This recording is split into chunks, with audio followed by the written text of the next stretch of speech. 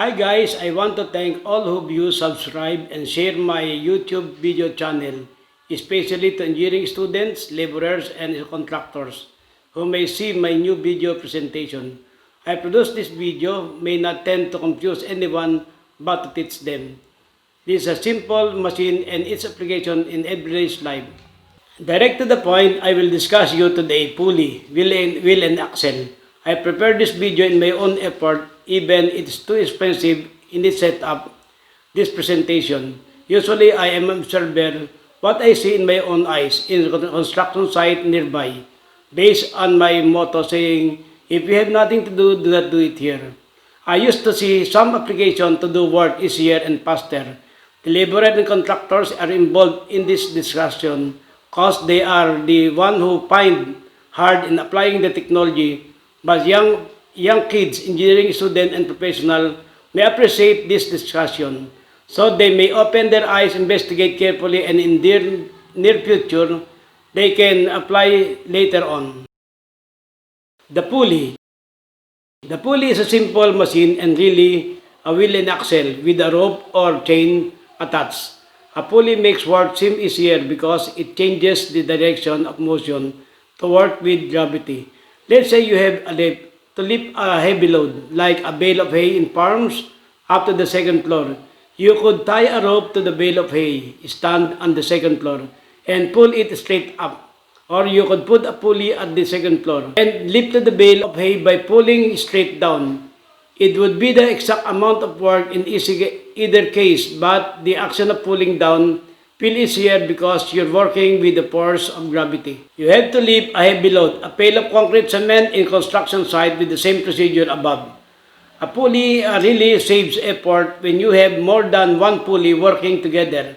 By looping a rope around 2, 3, or even 4 pulleys, you can really cut down on the effort needed to lift something. Well, as you increase the number of pulley, you also increase the distance you have to pull the rope.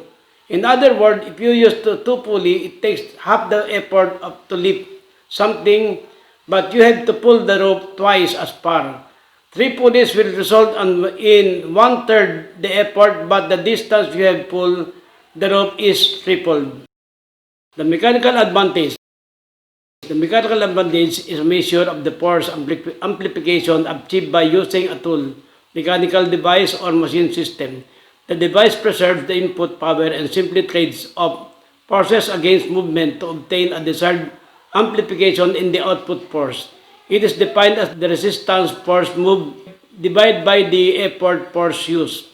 The ideal mechanical advantage of a machine reflects the increase or decrease in force there will be without friction. It is always greater than the actual mechanical advantage because all machines must overcome friction. This one saves power consumption as in elevator or dumbwaiter design. Types of pulleys.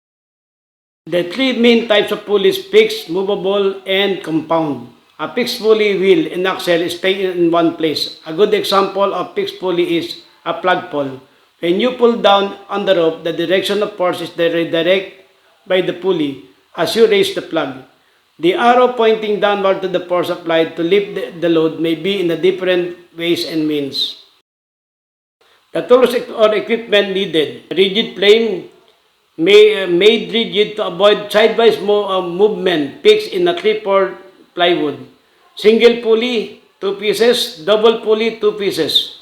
The pulling ground assembly with a stainless steel cable. Stainless steel cable, 1 mm diameter, 0.6 meter, 1.6 meter, and 2.1 meter length.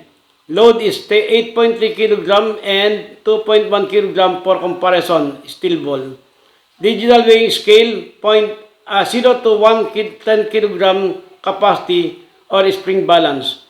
In this experiment, we have now the main objective: to know the definition of pulley, to know the types of pulley system, to know the definition of mechanical advantage, and to know higher mechanical advantage.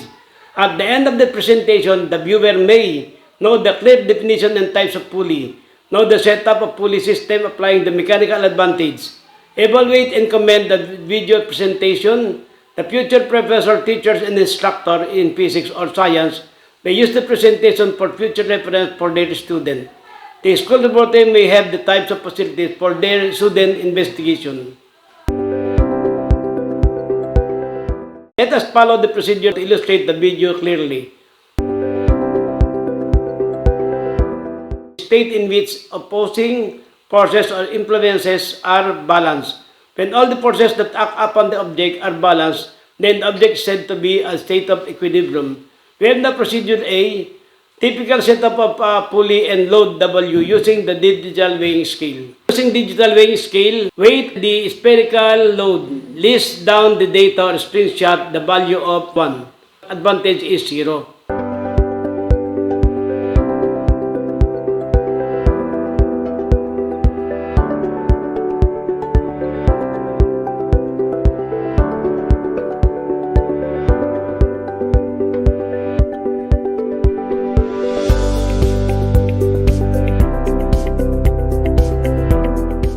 Procedure 2. Use a single pulley setup as shown in figure 1. Weight the load F. Make a screenshot of the value of weight 2.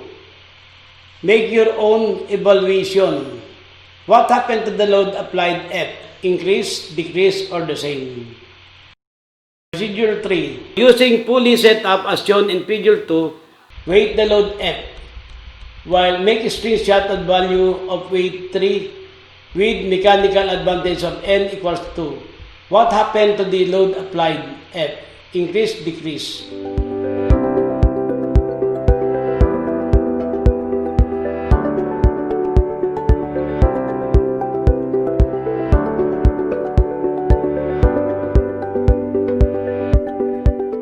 Procedure 4. Using pulley setup as shown in figure 3, weigh the load F. Make screenshot of value 4. With mechanical advantage of 3. What happened to the load applied F? Increase or decrease?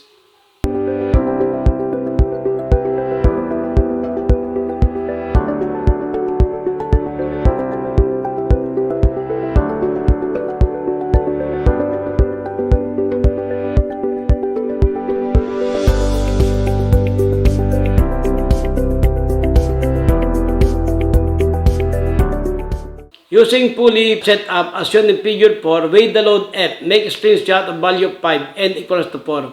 What happened to the load applied F? Increase or decrease?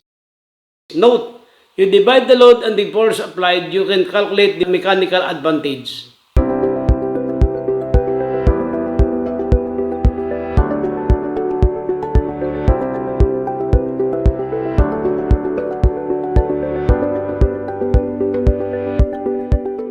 Procedure 6. If you make a tabulation and compare the value you have seen in your own eyes, the difference in reading based on mechanical advantage. Therefore, it is easier to pull load using a pulley greatly multiplies the force of your physical effort.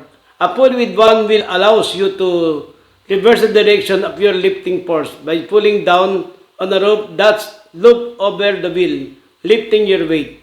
If you use figure 4, you can use a pulley to rotate than pulling it. In this video, you can see the actual reading as seen in this screenshot. In my video, they are all applicable usually in construction site as in transferring material in higher place. Some application of pulley system. The force F in A attained by placing a pan and by adding load, you can convert the setup in equilibrium. The force M in B is attained by placing a pan by adding load until the body M accelerate balance the friction between both surface or body M and table. In the figure, the man tends to pull the rope, exert force F, half of the value of the load due to mechanical advantage. The gear use a simple pulley, bicycle rim, or any pulley to fetch water in the well. In the figure, a simple wheel and axle setup. The weight they use to balance the load C. Then the force applied and the lever is less. In the next figure, this type, the use of block and tackle is applied as you see the load is placed in the canvas then lowered to the ground. This type is used to avoid attack of other animal nearby. Try this setup. The figure illustrates a simple application to avoid unbalanced situation that may happen. In the figure, a bigger drum to wind the rope since small force is applied. The loop may be wound in the drum. In figure 5, the setup consists of two single pulley and an inclined double pulley. What will be the force FA?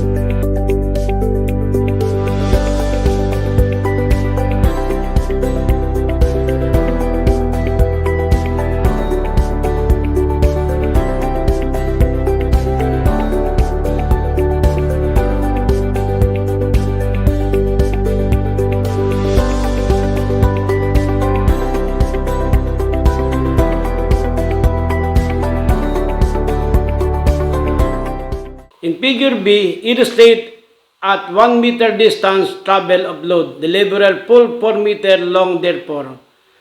The use of the drum or pulley may use to wind the rope in the drum to avoid crowding in workplace. This may be applied if the laborer does not want to pull the rope to raise the load. Thank you for watching this video. For more topic about pulley system or wheel and axle, please subscribe to my channel and don't forget to click the notification bell.